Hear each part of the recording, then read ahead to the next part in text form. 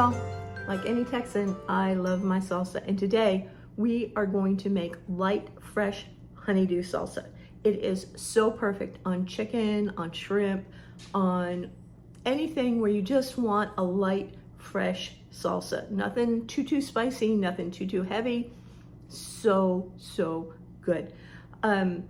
It's so easy to make. You don't need any special equipment. You don't need a food processor. You just need a knife, a cutting board, and your hands, and you are all set. It's done in about 10-15 minutes, if that long, maybe 5 if you're really good with your knife skills. And you want to put it in the fridge for about 30 minutes, and then it's all ready to go. So let's head over to the kitchen and get started. So let's get started.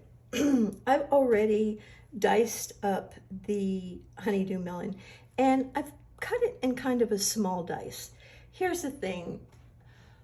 I don't like to put salsa in a food processor. I just think that it makes it too chopped up. I don't know. I like to hand cut my salsa. It makes it coarser. It makes it more rustic. I just like it better. You could chop all of this up in a food processor if you wanted to, but I prefer to cut it by hand, especially with honeydew melon because it's ripe. And if you put it in a food processor, you're going to end up with honeydew juice. So the honeydew melon is cut in kind of small pieces, about like that. And they don't have to be the same size. Let's go for rustic with this, okay?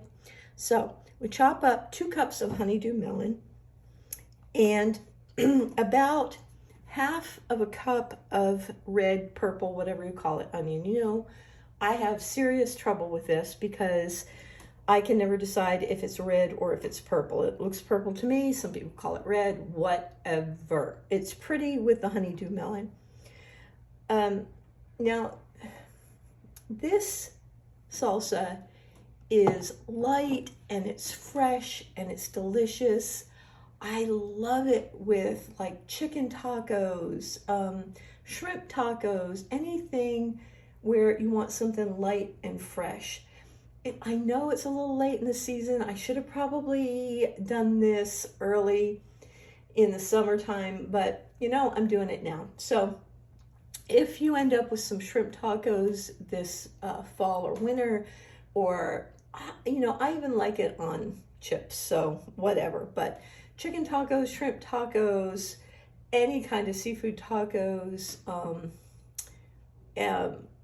chips, anytime you want something light and fresh, this is your go-to salsa, all right? So obviously we're gonna put lime juice in it because we need that acidic element, and the lime juice is perfect. A little bit of salt, some jalapeno because we want that spicy bite.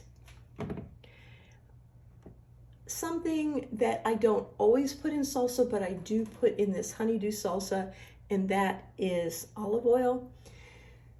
This is a very light and fresh salsa. The olive oil does help to carry the flavor a little bit, so please don't leave it out. Mint, also not a normal ingredient in salsa, but very delicious in this salsa. And of course, cilantro.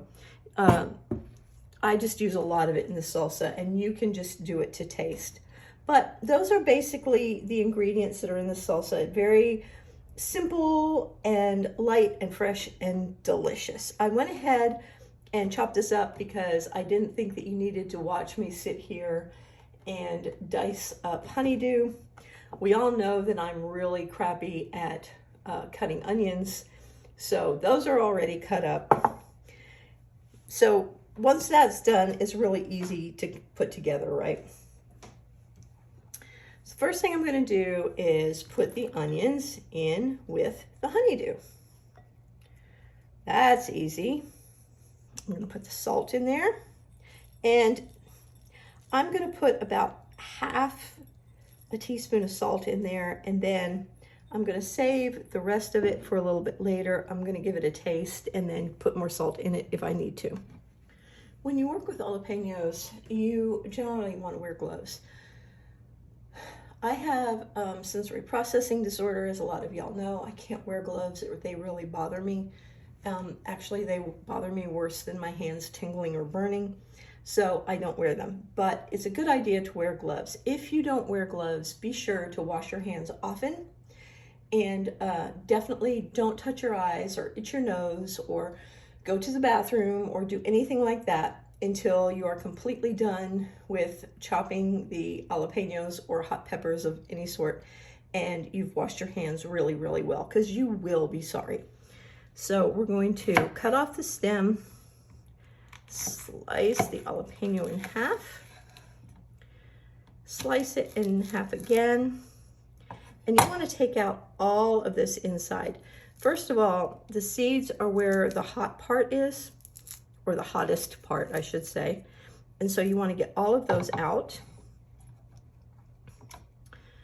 And the white stuff in there, that tissue, it just isn't very good.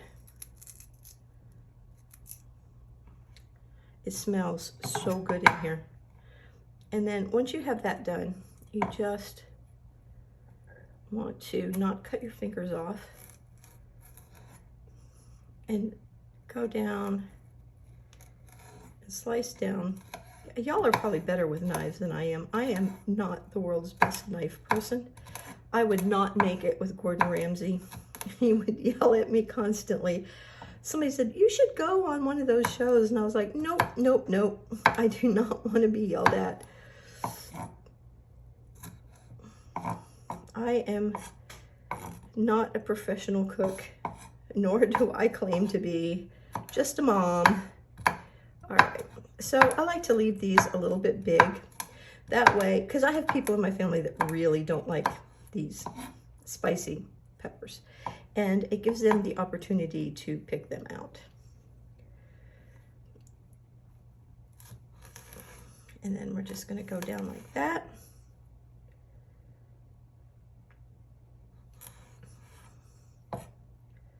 Cut it in strips.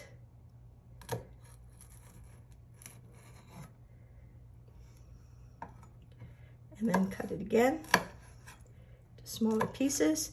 And like I said, you can do this as big or as little as you like. I like to leave them a little bit on the chunky side. I like a more rustic look to my salsas, and I like them to be big enough that they can get picked out if people don't like them. The people in my house that do like hot peppers really like hot peppers, and the people in my house that do not like hot peppers really do not like hot peppers. So it just works out well to do it that way. I'm just going to take this out of this one.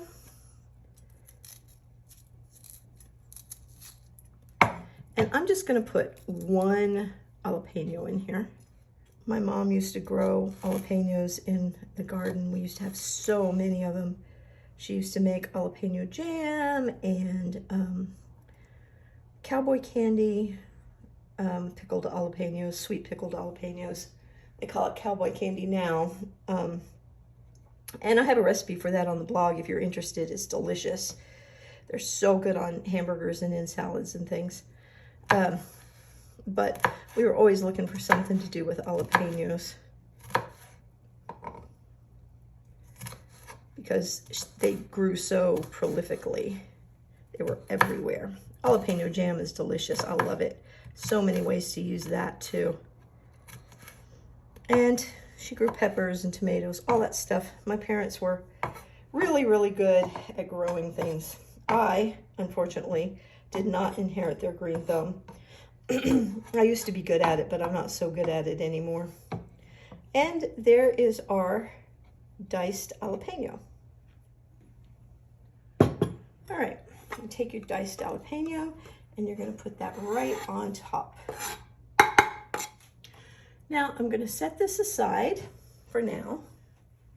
This is called a mezzaluna, and if you don't have one, they are awesome. They are perfect for cutting herbs. Fabulous. And we are going to cut the mint and the cilantro with it. I'm gonna pick off the leaves from the stems real quick. And because I don't want the stems in there. With the cilantro, you can usually just cut the tops of the leaves off from the bottoms of the stems and you'll do fine. But with this mint, the way that it goes all the way down the stems, that doesn't work so well sometimes. Now, I want about 2 tablespoons of chopped mint, maybe a little bit more. This is not exact because it's kind of up to your taste. And then you just cut this with a rocking motion. And I'm sorry, this is going to rock the whole table, so it's going to obviously rock the camera, which is sitting on the table. But you just use a rocking motion and it cuts it right down very easily.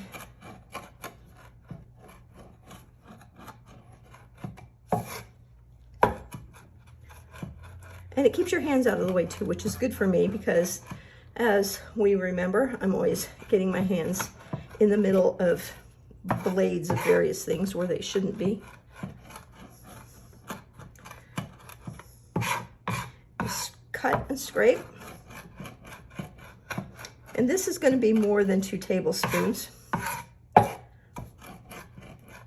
I think. And that's fine with me. It smells so good as I'm cutting this up. The smell in here, it just smells amazing. This is spearmint, I think. It's definitely not peppermint because peppermint has a tiny little leaf. But you could use some of the fancier mints if you wanted to. Lemon mint is good in this. I've had that. If you happen to grow mint, that's fine. But spearmint, plain old spearmint, is fine. It gives it kind of a little minty taste.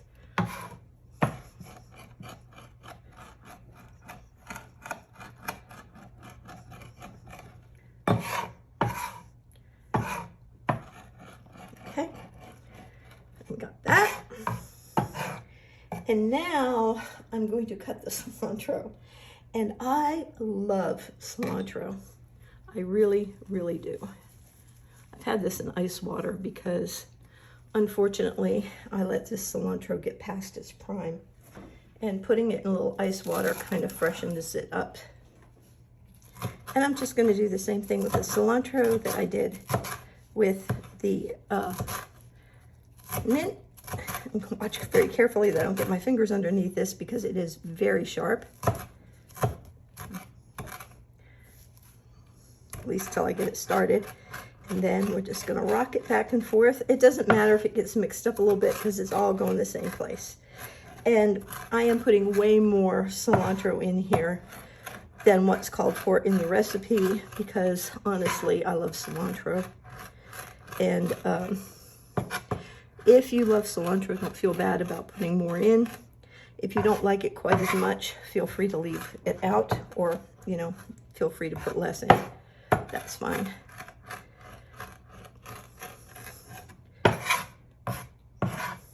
You can really smell the herbs in here. I wish you could smell it. It smells so good. As they're being cut and crushed, they're releasing that scent all over the room. And oh gosh, it just smells. When we were in Mexico, you could smell this smell all over the markets as they were making fresh salsas and fresh street food. It was just fabulous. I miss going on vacation. All right, there we go. We got some big leaves in there, but I'm not gonna worry about that. I don't know, I'm not a perfectionist. I used to be. After 8 kids, not anymore. Okay, there we go. It's all cut up. I'm gonna put the cover on my mezzaluna so nobody gets cut and put it away.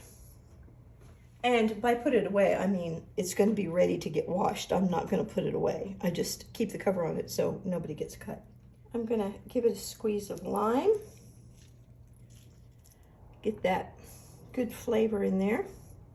And I'm going to put the juice of one whole lime in here. But that's not all. I'm going to also zest a lime. And then I'm going to taste it. And if I don't, whoops, I should have taken that label off. If I don't have enough lime flavor, then I'll put more lime juice in.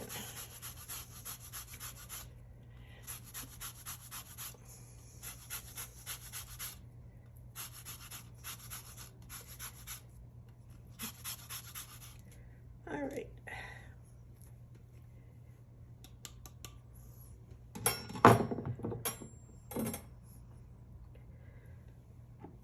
And pour the olive oil right on top. Then, get all that in there. We're going to give it a good stir.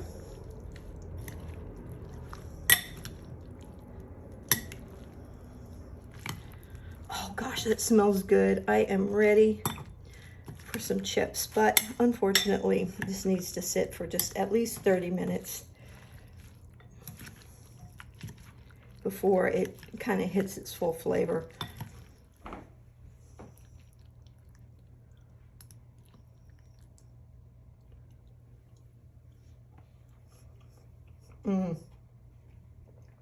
Oh my gosh, y'all.